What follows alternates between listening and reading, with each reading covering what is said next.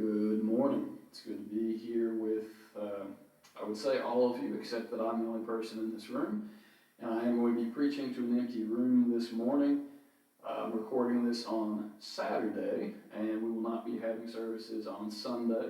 I hope that you're able to watch online, and if you are, go ahead and open up to Luke chapter 18. Luke chapter 18 is where we're going to be this morning, or whenever you're watching this. But Luke chapter 18, and what we're going to be doing is taking a look at what would have been, or should have been, one of the last lessons of last year, where I was not able to preach, but this lesson is the last of the series that we were doing on great prayers in the Bible. And this is actually two prayers that we're going to get to see. They're very brief, but the contrast between them is interesting and rewarding to take a look at. We'll get to see that as we go through, but as always, we'll give a little bit of context as we begin, and we'll start in chapter 17 of Luke in verse 11. Luke 17, verse 11, it says, "Now it happened as he went to Jerusalem that he passed through the midst of Samaria and Galilee." And that goes on to tell the story of the 10 lepers. And that may not seem like an important verse there, but what it does is it sets up the context of what's happening in the Gospels. And so it's easy to read over something like this and not let it inform us of anything in particular. But what's happening here is that Jesus is coming from Galilee, and he's going to Jerusalem. Why does that matter? Because in the context of Luke's gospel, this is the last time that he will be going to Jerusalem. This is it. This is leading into that final week of Jesus' life before his death, his burial, and his ascension later on. But here, Jesus is coming to the close of his ministry, so all the things that he says carry even a little bit more weight than maybe they would normally. And so this is our context for this. Now, the other bit of context is the part of chapter 18 that we won't cover, which is the first few verses. So chapter 18, if you do look at those verses, what you find is a parable in verses 1 through 8. And this parable is familiar to us, but just to remind us, because it does tie in a little bit with what we'll be talking about. In verse 1, it says that he spoke a parable to them, that men always ought to pray and not lose heart. So what Luke does is he gives a little bit of his own context here. And he essentially says this is why Jesus is going to tell this parable. And the reason for this parable is that men should pray, that all people should pray, and they shouldn't lose heart. That is, when they ask for something and they don't get it immediately, they should continue to pray anyway. And he gives the example of a persistent widow. So a widow who has a problem and goes before a judge, and she wants the judge to avenge her, to do whatever it is that she's wanting him to do. And he won't do it. And so she goes back day after day, and it starts to annoy the judge. And the judge is not a particularly good man, but in verse 5, he says, "Yet because this widow troubles me, I will avenge her, lest by her continual coming here she weary me." And so he gets annoyed enough that he's going to do this. Now, the parable is not to say that God is that judge in prayer, that when he hears us that he gets annoyed if we pray too many times. Instead, it is a contrast to say, and how much better is God than this wicked judge? How much happier is God going to be whenever we come to him with our problems, and he's not annoyed by them, but he wants to hear them over and over again in a loving way. And so God is better than the person in this story. So that's one parable with one kind of a thesis statement given by Luke as to the point of the parable, and a contrast that's made. Well, we're going to see a lot of the same things in verses 9 through 14. So let's start there, and that's going to be our main text. So Luke chapter 18 and verse 9. It says, "Also he spoke this parable to some who trusted in themselves that they were righteous and despised others." So in this parable, Luke again is going to tell us right off the bat why Jesus is going to say all of these things. And his description is that this parable is for those who trusted in themselves. Okay? Not only that, they trusted in themselves, but they also hated others. It's kind of like we see in 1 John that you can't be of God and hate your brother. But that's what they were trying to say is, well, we're righteous in our own eyes, but we also hate other people. We look down on them. And so that's what we're going to see here. And what we have is a Pharisee and a tax collector who walk into the temple. It's kind of set up like a joke almost. But these two walk into the temple, and the question is going to be, which one of them will leave justified? Now, when we say justified, what we really mean is that they are right in the sight of God. So which one of them, after coming to pray in the temple, is going to leave and be right in God's eyes? Well, if you're a Jew, what do you think the answer is going to be? You would assume that the Pharisee, this good religious teacher of the people, that he is going to go home justified. And of course, that's not what happens in the story. So let's continue on with this. The first one to pray is the Pharisee. So in verse 11, it says that the Pharisee stood and prayed thus with himself. God, I thank you that I am not like other men, extortioners, unjust, adulterers, or even as this tax collector. I fast twice a week, and I give tithes of all that I possess. The Pharisee's prayer is simple enough, and also a little bit cruel. The Pharisee prays, first off, that he thanks God that he is not like other people in general. Now, he doesn't just mean that he's thankful that he's a little bit unique. He means he is thankful that he thinks that he's better than. That's the implication. I thank you that I am better than all these other people out here. And what he does first is he lists off some of the sins that we would think are pretty bad, right? He says, I thank you that I'm not an extortioner. I thank you that I don't steal money from businesses. Okay? I thank you that I'm not unjust. That's pretty bad too. I thank you that I'm not an adulterer. Okay? We can look at all those sins, and even now, when we compare ourselves to those sins, most of us can kind of say, well, at least I'm not one of those things, right? At least I'm better than that. The worse the sin is that I compare myself to, the easier it is to justify myself. The easier it is for me to look at myself and say, hey, I'm not that bad, because at least I don't do this. Then he goes on to say, I thank you that I'm not like this tax collector. When he points to the tax collector, I think at least, this is just my speculation, I think he knew the whole time that he was going to compare himself to the tax collector, the one that was physically standing there near him. And I think maybe that these other things that he says, that these are just kind of cheap shots leading into the final shot at the tax collector. So essentially what he's saying is, God, I thank you that I'm not like other people. These terrible sinners, not to mention this guy, who's just as bad as all of them. And so he's really making the point pretty strongly of saying that this man is terrible, I'm great, and thank God I'm not like him. Okay? So he does all of that, and then he goes one step farther and he says in verse 12, not only all of that, but I fast twice a week, and I give tithes of everything that I have. And so how much better am I? Because I also, in addition to just not being a bad person like that guy, that I also do these ritualistic acts of obedience. And of course, fasting is shown a few times in the Old Law, although never strictly commanded. But the Pharisees made a very ritualistic practice of that.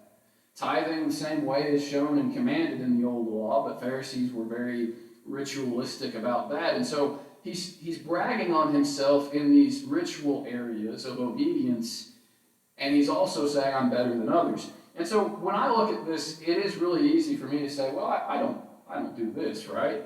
I would never try to say that I'm better than other people, and I would never try to brag on myself based on the things that I do. And yet, what do I do? And what do we do on a regular basis? Don't I still do this? Don't I say, well, I've committed some sins today, but at least I didn't kill someone. I've done some things that are pretty bad, but at least I'm not an adulterer, right?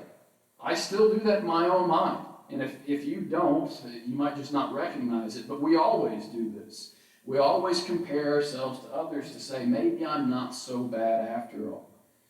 On the other side of this, you might say, well, brag in my ritualistic obedience, and yet what do I say?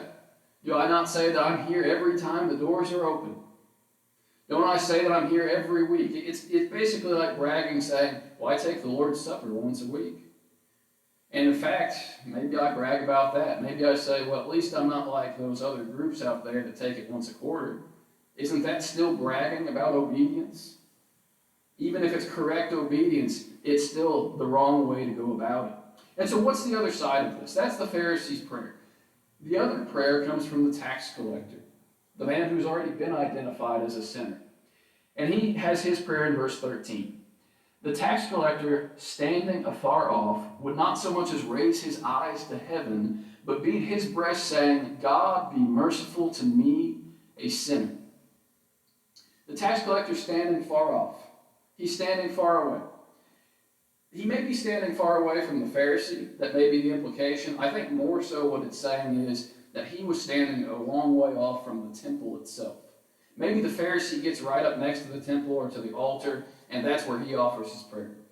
Maybe to look more impressive. That's always the goal of the Pharisees, it would seem. And so maybe the tax collector then says, I'm not going to stand up there. I'll be out in the courtyard. I'll be farther away. And in addition to where I'm standing, I'm going to show my humility in a few other ways. He's not going to look up to heaven. The Pharisee very well may have stood there looking up and praying with open arms, but he looks down. He beats his breast. Now, some have suggested that could be a sign of anger or a sign of frustration here, or even of vanity. But of course, we don't see that. And Jesus is the one telling the story, and he's telling us who's being justified and who's being humble. And so we see this all as an act of humility. These are physical acts of humility that show the condition of the heart of the person that's praying. And the words even more so. He says, God be merciful. That's his prayer. God be merciful. There's a lot of ways that you can contrast these two prayers, but this has to be the biggest difference and the scariest difference. What is the difference? He says, God be merciful to me. He's asking for forgiveness. What did the Pharisee not do in his prayer? The Pharisee does not ask for forgiveness. In theory, his prayer is one of thanksgiving. But his prayer of thanksgiving is only being thankful that he's not as bad as some other people, and thankful that he's so obedient. But he doesn't ask for forgiveness. He doesn't ask for mercy. Why? Because he doesn't think that he needs them. That's the scary part. Am I ever guilty of that? Do I ever go to God in prayer forgetting that I need to ask him for forgiveness and for mercy? It happens. God be merciful to me, a sinner. The tax collector is a sinner. The Pharisee also is a sinner. The Pharisee recognizes the tax collector as a sinner, and the tax collector recognizes the tax collector as a sinner. The only person who doesn't know they're a sinner is the Pharisee. But the tax collector knows. And the reason I think that he understands this is because when he compares himself, he's not comparing himself to others. When the Pharisee compares himself to others, he can say, they're sinners, but I'm better. When the tax collector says, I'm a sinner, he's comparing himself to God. And he says, compared to God, he's here, and I'm way down here. It's not as with the Pharisee who says, others are here, and I'm here. But God is here, and so it doesn't matter how great I think I am. Compared to God, I am a sinner who needs mercy. That's what the tax collector recognizes. Verse 14 closes out this segment. Jesus says, I tell you that this man went down to his house justified, that is, the tax collector, rather than the other. For everyone who exalts himself will be humbled, and he who humbles himself will be exalted. What do we learn in this story? What do we take from Jesus' words here? The first point is the point that Jesus makes directly, which is the end of verse 14 there, that if you exalt yourself, you will be humbled by God. If you humble yourself, you will be exalted by God. That's how it works. There's a very practical application of this to the history of the Pharisees. The Pharisees were an important group among the Jews. They were the most important religious group among the Jews, and they held a lot of power and a lot of influence. And yet, where are the Pharisees today? Do the Pharisees exist today? They didn't exist a few centuries after these words were recorded. And so they exalted themselves, and ultimately what happened? They were humbled. That's what happens every time. Anytime someone exalts themselves, God will humble them. The question that comes to us from this story is this one. Who do I compare myself to? And that question's so simple, and the answer seems simple enough, but whatever my answer is, not just on the surface level, but truly whatever I do in practice, who I compare myself to in my own mind and in my own heart, the answer to this, the results of this will be seen in how I view my own salvation, in how I view others, in how I view evangelism. It reaches everywhere. It changes everything. Who do I compare myself to? Because practically speaking, I will only change as much as I think I need to change. That's what the Pharisee did, right? He thought he was good. He thought everything was fine. And if he's fine, he doesn't need to change. If he's doing okay, he doesn't need to get better. If I compare myself to others, especially to the worst of the worst, if I compare myself to the inmates on death row, and that's it, how much changing am I going to feel like I need to do? So who do I compare myself to? Because there's really only two ways to go about this. As we've already established, both of these men were sinners, even if only one of them recognized it. Well, guess what? I also am a sinner, and you are a sinner. Hopefully now one that's been justified by God as a Christian, but we start out in that condition. And so if that's the problem, that we are sinners, then what's the solution? There are two solutions offered in this text. When I know that I'm a sinner, number one, I can choose to justify myself. Now, when I choose to justify myself, does that really justify anything?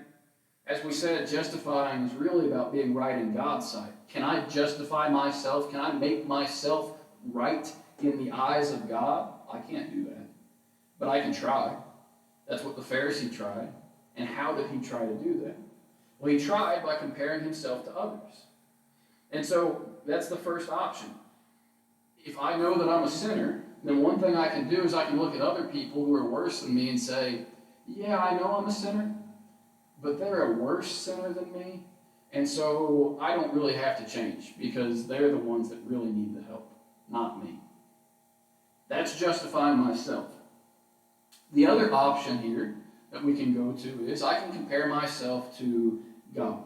I can compare myself to Christ. I can compare myself to the Word of the Holy Spirit. And when I compare myself to those instead, then what do I recognize? That I am a sinner, that I cannot justify myself, but I need God's help in order to be made right in His eyes. And so what is my solution being a sinner based on? Is it based on my ability to keep God's laws and His commands? Or is it based on God's very abundant grace? Those two things are worlds apart. It may not be that we're resembling the Pharisee in the way that we think that we are, but I think that we do this more often than maybe we let on. So whenever I look at the example of the Pharisee, I think, well, I don't do that. I don't compare myself to others and try to justify myself and provide salvation for myself, right? That would be crazy. I would never do that. But at the same time, I can fall into a different trap. Not where I think that I'm so great that I can be saved by myself, but where I think that I'm so lost that I could be lost by myself. Let me try to explain that. Sometimes we get into a feeling, a sort of trap, where we say, well, God, I know that your grace is sufficient. God, I know that you're the one that's supposed to be doing the saving, but I don't feel like I'm saved. I don't feel like I've done enough. And if I could just stop sinning a little bit more, if I could just do some of the things I know Christians are supposed to do, and if I just did the things that I compare myself with others and see that they're doing, and when I compare myself to others and I see the things that they're not doing, that I'm guilty of, then I think I can't be saved. Again, if my salvation, if my justification, if my righteousness is based off of my ability to keep God's law, then I'm lost. And there's not a chance of me being saved. But if instead it's based on God and His grace, then there's every chance in the world, not just a chance, but every hope in the world that God can and will save. And so this is the lesson. The lesson is something that we willfully forget. Justification, being made right in God's eyes, justification is a result of the reliance that we have on God. It's not the reliance that we have on ourselves, but it's our reliance on God. The Pharisee relied on himself to be justified. The tax collector relied on God. That's the difference. That's why one goes home justified and the other does not. It's not about our perfection. It's not about me being baptized or being good enough. I can't give enough. I can't attend enough. I'm not able to pray enough. I'm not able to study enough or worship enough or live good enough because my works are not sufficient for that. Because I was always sinful and always needed God's justification, not my own. Now, all of those things are important. All of those things have their place. Obedience has its place in God's plan. But when we come to Him, we cannot seek our own justification. He will do the exalting if we will humble ourselves before Him. And so we say this morning, or again, whenever you're watching this, trust in God, trust in Him and His ability to save and to justify. Trust in Him and His perfection, not your own. Because it's not my betterness than others that can save me, but it is God that is able to do that. The other thing we can say is to be repentant. That's the other part of the justification that happens here, right? As we said, the Pharisee doesn't ask for forgiveness at all. He doesn't think he needs it, but the tax collector recognizes his position. We also say that if we are saved, if we are justified, wonderful, great, even better. And so what do we do then? We be thankful. We be grateful that God was and is able to save. And finally, we recognize that if we're in the position already of being justified, that's excellent. But there's a lot of Pharisees out there too. Not for us to compare ourselves to, not for us to think that we're better than, but that don't know that they need forgiveness. And we have a message, and we have a hope that we can give to them as well. This morning, if you have a need of the church, it's a little bit harder to make those needs known. It's a little bit harder to act on those things. And yet, if there's any way we can help, we want you to reach out. And if there's anything else that can be done, go to God in prayer with that. We thank you for spending a little bit of time studying God's Word this morning. Pray that you have a good and safe day at home. And we will hopefully meet again in person this Wednesday and Sunday after that. Thank you very much.